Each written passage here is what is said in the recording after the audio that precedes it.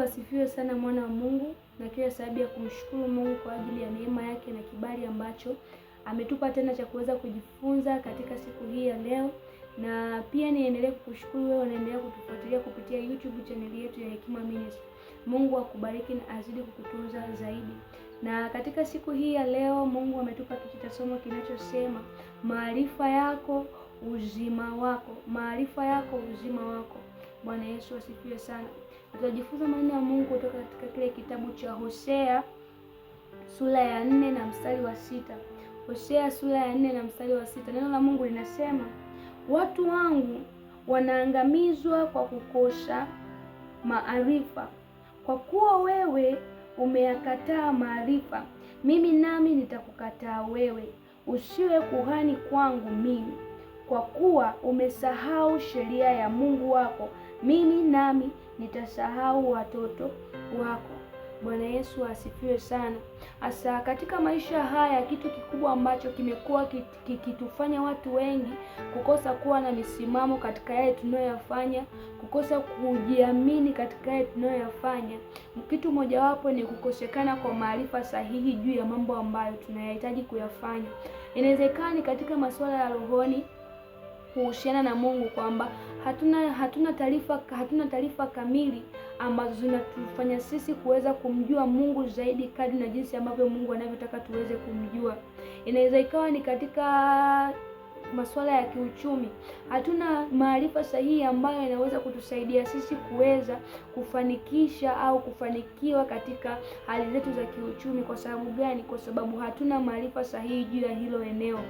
Lakini pia inawezekana katika swala zima la ndoa na mahusiano, kumekosekana maarifa sahihi ambayo yanaweza kumsaidia mtu kuweza kudumu katika ndoa yake au kuweza kudumu katika mahusiano ambayo Mungu amempa. Kwa nini? Kwa sababu amekosa maarifa ya kuweza kumsaidia yeye kudumu katika kile kitu.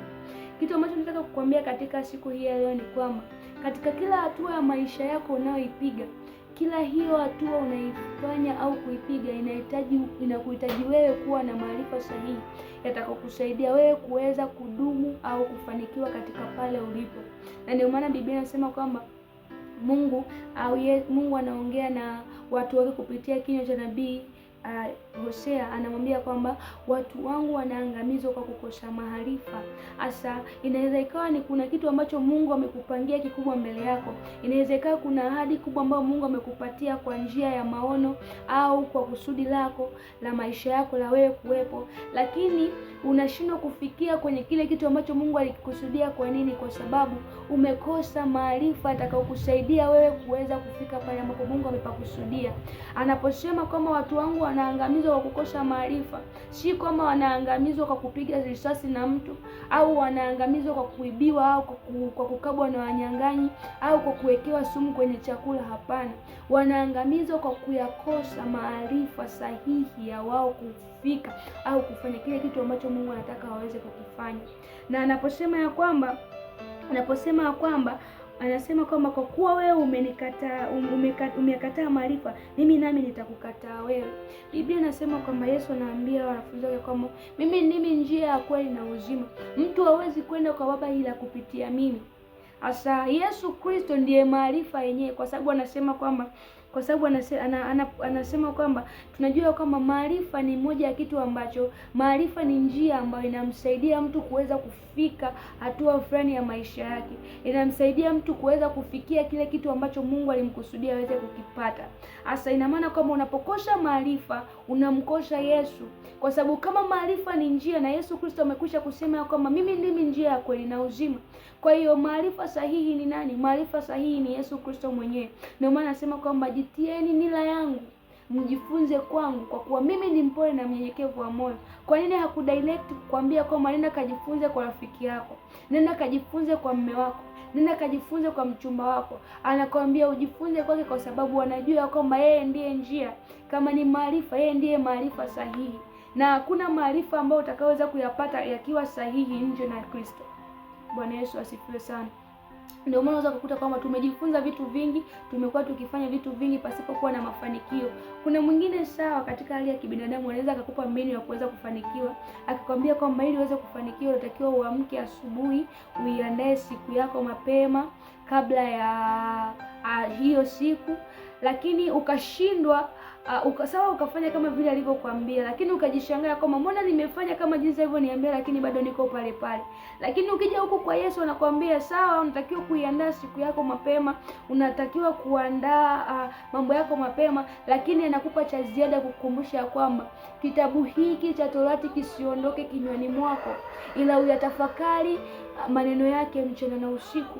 Kwa hiyo kwa Mungu unapata mara mbili ya kile ambacho ulikipata kule duniani, unapata mara 100 ya yale maarifa ambayo uliyapata nje na Mungu.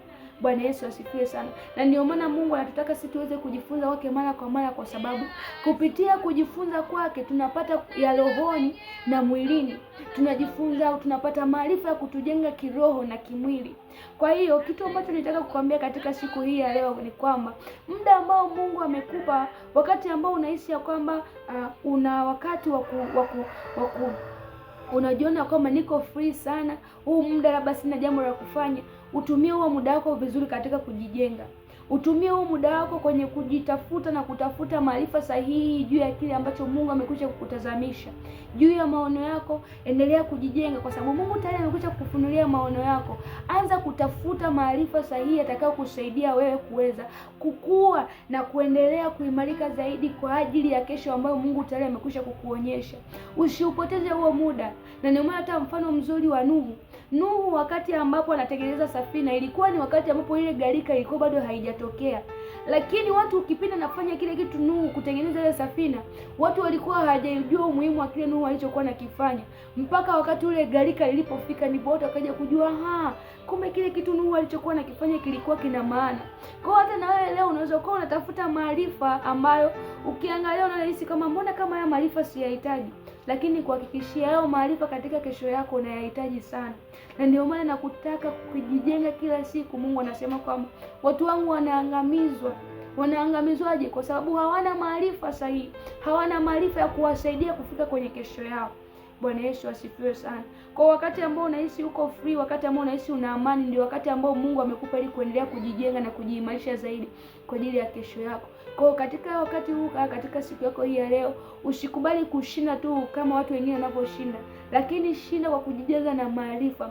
Shinda kwa kumtafuta Mungu zaidi, ili kupitia maarifa yale ya kusaidia wewe kuweza kupiga hatua fulani katika maisha yako, ya kusaidia wewe kuongeza kitu kikubwa au kitu kingine ambacho ulikuwa hauna juu ya kesho yako. Nikutakia siku njema, neema na mkono wa Mungu apate kuwa juu yako. Lakini zaidi ya yote, unatakiwa kujua ya kwamba unatakiwa kutafuta maarifa kadri unavyoweza. Ndio njia sahihi ya kukusaidia kuifikia kesho yako kwa ubora na uweledi zaidi. Kwa sababu gani? Maarifa leo utakayokuwa nayo leo, hata kama utayatumia leo, lakini uwe na hakika kwamba katika kesho yako ina umuhimu sana. Mungu akulinda na kukutunza, neema na uwepo wa Mungu apate kuwa juu yako. Amen.